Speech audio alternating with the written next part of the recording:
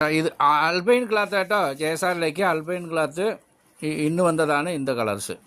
ഇത് പുതിയ കളറാണ്, നോക്കിക്കോളി.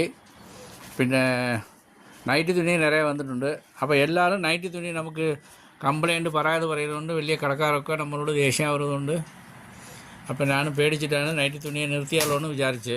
കുറേ പെണ്ണുങ്ങൾ വന്നിട്ട് അങ്ങനെ പറയുന്നുണ്ട്, ഇവിടെ നൈറ്റി തുണിയൊക്കെ നിർത്താൻ പോവാ, ഞാൻ ജയസാറെ പൂട്ടിച്ച് തരാമെന്ന് പറഞ്ഞ് ഏതോ വലിയ കടക്കാർക്കോ ചെറിയ കടക്കാർക്കോ വാക്ക് പറഞ്ഞിട്ടുണ്ട് പോലെ இருக்குது.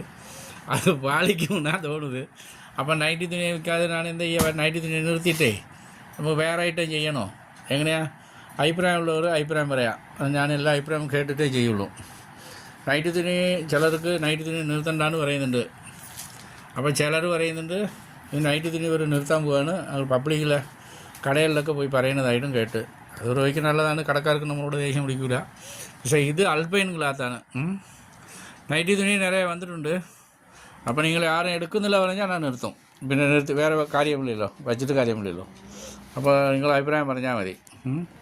പിന്നെ നിർത്താൻ പോകാമെന്ന് പറഞ്ഞ് പരസ്യം കൊടുത്ത് പൂട്ടിക്കളയാമെന്ന് വിചാരിക്കണ്ട, അത് നടക്കില്ല. അതേ പൂട്ടാൻ പറ്റില്ല കേട്ടോ. അതൊക്കെ ദൈവസഹായമുള്ളതാണ്, മനുഷ്യ സഹായത്തിലല്ല ഇത് ചെയ്യുന്നത്. ദൈവത്തിൻ്റെ അനുഗ്രഹത്തിലാണ് നമ്മൾ ചെയ്യുന്നതാണ്. നമ്മൾ എല്ലാവർക്കും സഹായിക്കണമെന്നൊരു മനോഭാവത്തിലുള്ളതാണ്. നമ്മൾ ആരെയും ചതിക്കണമെന്നൊരു എണ്ണമില്ല. അതുകൊണ്ട് ചതിക്കുന്നവർ ചതിക്കുഴിയിൽ വിഴുകും, നമ്മൾ പേടിക്കണ്ട.